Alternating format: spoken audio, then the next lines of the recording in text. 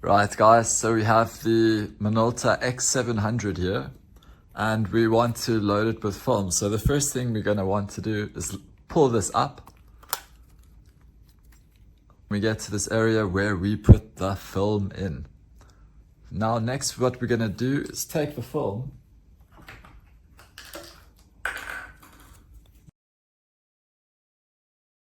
insert the film with this facing down, with this point here facing down.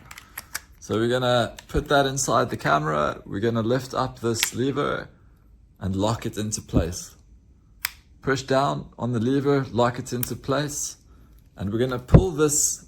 Now this is the fun part, right? We're gonna pull this so that it enters these little, so that it clips into these little teeth there. So we're gonna pull the film and clip it into those teeth.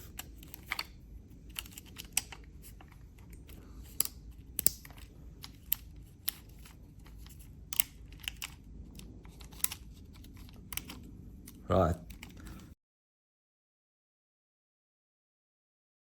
Next what we're going to do is we're going to pull this lever to tighten the film strip. We're going to pull it once, release the shutter, or maybe switch on the camera first. Release the shutter, pull it again, release the shutter, close it up, right? And then we're gonna look at this section over here. We're gonna pull this shutter and we want that thing to be on 1. So you see we still have to pull it one more time. Release the shutter, pull it. Now you're ready to shoot. So to release the film, what we're going to want to do is once we're done shooting, we're going to push in that button there.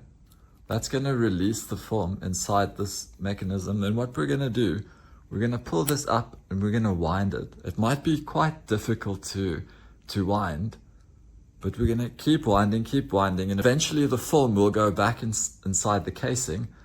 And then you open it up and you take out the film. That's all you do.